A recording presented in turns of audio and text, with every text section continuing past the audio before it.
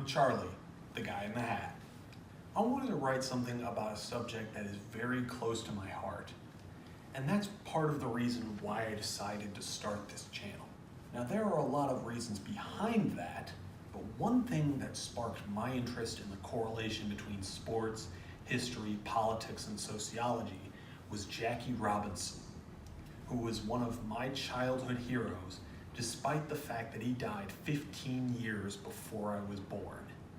Now, one thing you need to understand about me is that I grew up going to predominantly black schools, and every February there was a lot of stuff about black history, and I was a huge baseball fan.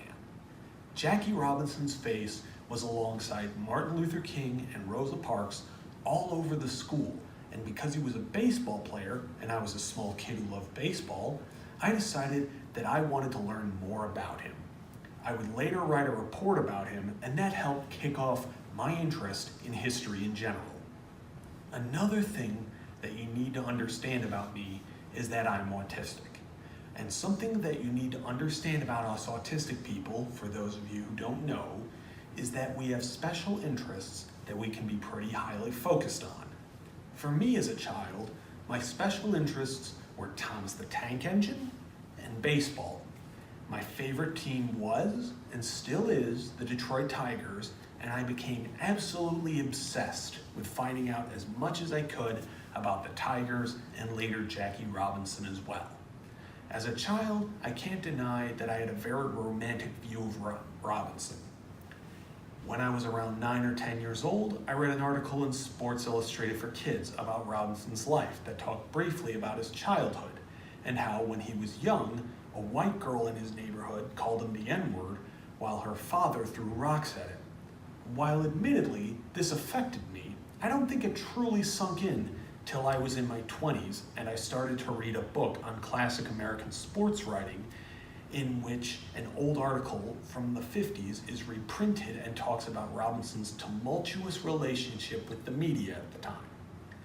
One thing I was always taught was that Jackie Robinson was chosen to break the color line by Branch Rickey because he was someone who wouldn't fight back when dealing with the intense racism of opposing fans.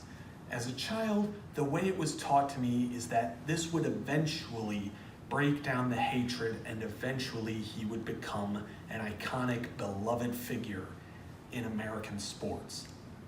This is simply hindsight.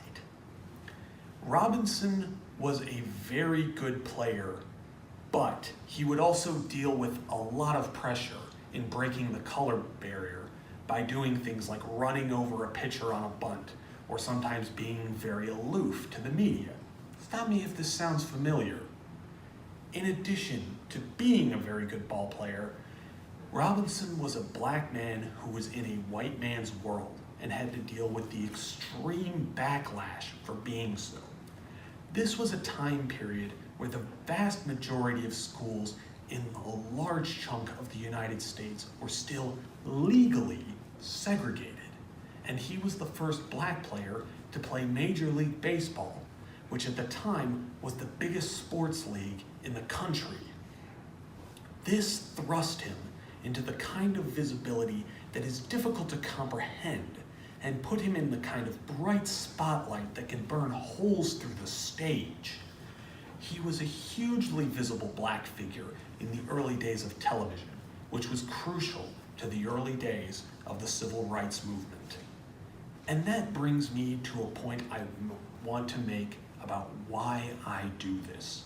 Sports do not exist without context in this world, and the political and social events that shape it and affect it as well.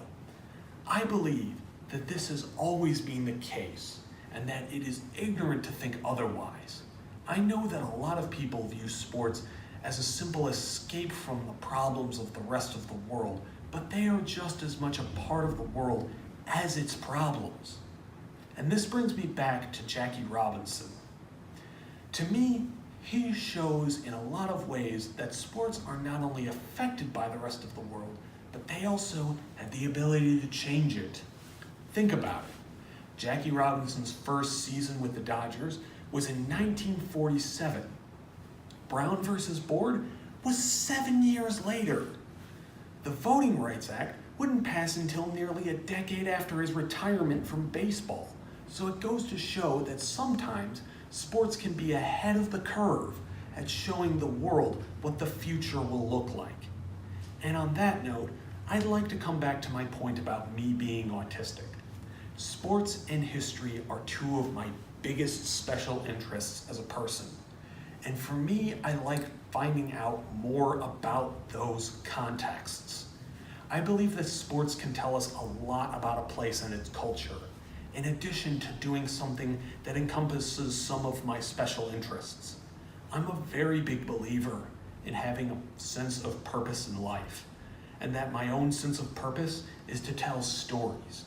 Stories have a massive importance across cultures and societies, and the narratives that they create have massive implications to how we see the world. So what I'm trying to accomplish here is to help tell the stories of people across the world through sports in the hopes that it will add to a better understanding of people across the world. I grew up being on the outside of most social situations, and I tried my hardest to grasp at what was going on around me. One of the few things that made any sense to me was sports, and if I can help people have a better understanding of the world, I feel like